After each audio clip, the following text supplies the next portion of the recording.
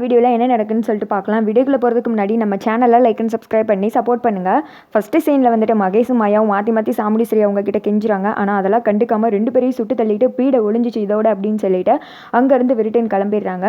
வீட்டுக்கு வர்றாங்க. அதை பார்த்தது வீட்டில் இருந்த சந்திரா கேட்குறாங்க, என்னக்கா கோமா போனியே துப்பாக்கி எடுத்து என்னக்கா பண்ணவங்கள அப்படின்னு கேட்க 2 பேரையும் சுட்டு தள்ளிட்டே ரேவதி உன்னை ஏமாத்தணும்னு நினச்சாங்களா, அவங்க 2 பேரும் இனிமேல் இந்த உலகத்தில் இல்லை அப்படின்னு சொல்ல அதை கேட்டது வீட்டில் எல்லாருமே ஷாக் ஆகிடுறாங்க.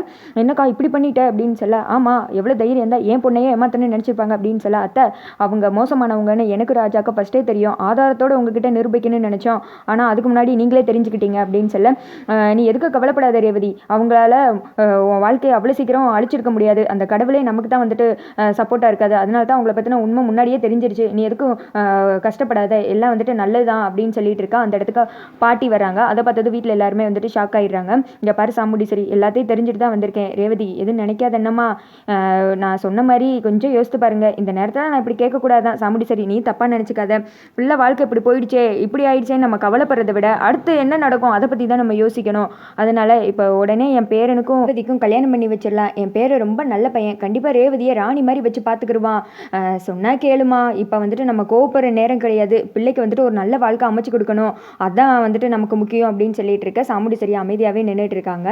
இங்கிட்டு வந்துட்டு ராஜா சொல்கிறாங்க, ஆமத்தை பாட்டி சொல்கிறது கேளுங்க, அவங்க நம்ம நல்லதுக்காண்டி தான் சொல்கிறாங்க, எவ்வளோ நாள் தான் நம்மளும் இப்படி சண்டை பகையாகவுமே இருக்கிறது, பாட்டி சொல்கிறது தான் சரின்னு எனக்கும் படுது அப்படின்னு சொல்ல, இங்கிட்டு வந்துட்டு துர்கா சொல்கிறாங்க, ஆமாம்மா பேசாமல் பாட்டி சொல்கிற மாதிரியே அவங்க பேரனுக்கும் ரேவதிக்கும் கல்யாணம் பண்ணி வச்சிடலாம், கடவுள் செஞ்ச புண்ணியத்தால் அவங்கள பற்றி உண்மை நமக்கு தெரிஞ்சிருச்சு, காலர் வரைக்கும் பட்டனை போட்டு நம்ம கழுத்தை வந்துட்டு அறுத்துட்டானே, நல்ல வேலைக்குமா ரேவதியை வந்துட்டு அவங்க பேரனுக்கே கட்டி வச்சிடலாமா அப்படின்னு சொல்ல, சாமுண்டீஸ்வரி வந்துட்டு யோசிச்சுட்டே ரேவதியை பார்த்து பேசுகிறாங்க, நான் எடுத்த முடிவு தான் தப்பாக போயிடுச்சு, இதில் நீ முடிவெடு, நீ என்ன சொன்னாலும் அம்மா சம்மதம் சொல்கிறேன் அப்படின்னு சொல்ல ரேவதி வந்துட்டு நல்லா யோசித்து பார்க்குறாங்க. கொஞ்சம் நேரம் அதுக்கடுத்து சொல்கிறாங்க, இந்த குடும்பம் ஒன்றா ஒற்றுமையாக இருக்கிறதுக்காக நான் கண்டிப்பாக உங்கள் பேரை கல்யாணம் பண்ணிக்கிறேன் அப்படின்னு சொல்லிட்டு சொல்லிடுறாங்க. அதை கேட்டது எல்லாருமே சந்தோஷப்படுறாங்க. அப்படியே வந்துட்டு இதை முடிச்சுட்டு இதெல்லாம் சாமுண்டீஸ்வரியோட கனவு அப்படின்ற மாதிரி காமிச்சிட்டு இருக்காங்க. மல்லிகா பக்கத்தில் உட்காந்துட்டு இருக்காங்க. என்ன சாமுண்டீஸ்வரி கோவமா போனேயே, என்ன நடந்துச்சு சொல்லு, எதுவும் பண்ணிட்டியா அவங்கள அப்படின்னு கேட்க, கோவமா தான் போனேன், ஆனால் அதுக்கடுத்து திரும்பி வந்துட்டேன் அப்படின்னு சொல்ல, என்ன சொல்கிற அப்படின்னு கேட்க, ஆமாம் நீ என்கிட்ட சொன்ன விஷயத்த வேறு யாருக்கிட்டையும் சொல்ல வேணாம், கல்யாணம் நடக்கட்டும் அப்படின்னு சொல்லிடுற, என்ன சாமுண்டீஸ்வரி சொல்கிற, அதுக்காக அந்த கேடு கட்டவனை ரேவதி கல்யாணம் பண்ணி வைக்க போறியா அப்படின்னு சொல்லச்சே, அந்த மோசமானவனை என் பொண்ணுக்கு நான் கல்யாணம் பண்ணி வைப்பேனா, கல்யாணம் நடக்கும், ஆனால் அந்த மகேஷுக்கும் என் பொண்ணுக்கு கிடையாது, மாப்பிள்ளை வேற ஆள், இதைத்தான் இப்போதைக்கு என்னால் சொல்ல முடியும், ஃபுல்லாக வந்துட்டு எதுவும் சொல்ல முடியாது, நீ இந்த விஷயத்தை யாருக்கிட்டையும் சொல்லாத அவ்வளோதான் அப்படின்னு சொல்லிட்டு சாமுண்டீஸ்வரி அங்கேருந்து கிளம்பிடுறாங்க. இப்போ சொல்கிறதே ஒன்றும் புரியலையே, என்ன பிளான் போட்டிருக்கா அப்படின்னு சொல்லிட்டு மல்லிகா அவங்க யோசிச்சுட்டு இருக்காங்க. அடுத்த சீனில் வீட்டில் தான் காமிச்சிட்டு இருக்காங்க. லேடிஸ்லாம் நின்றுட்டு இருக்கா. அங்கே புடவை கொண்டு வருவாங்களா, அவங்க வந்துட்டு புடவையெல்லாம் எடுத்துகிட்டு வந்திருக்காங்க.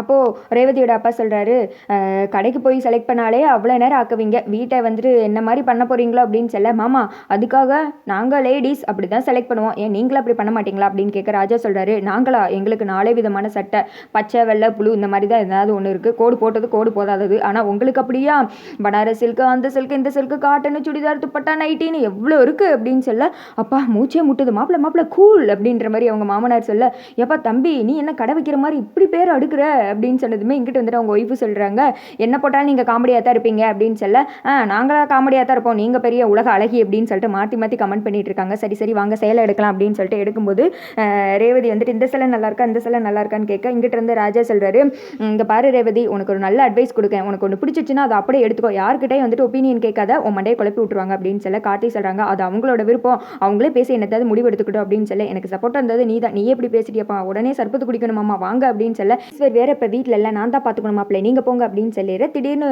பாட்டி வந்துட்டு மயிலுக்கு கால் பண்ணுறாரு, இது என்ன பாட்டி கால் பண்ணுறாங்க அப்படின்னு சொல்லிட்டு நைஸாக மயில் வந்துட்டு நகை கொண்டு போக இதை மாமாவும் கார்த்தியும் நோட் பண்ணுறாங்க. அதோட பார்த்தீங்கன்னா வீடியோ வந்துட்டு முடிஞ்சிருது.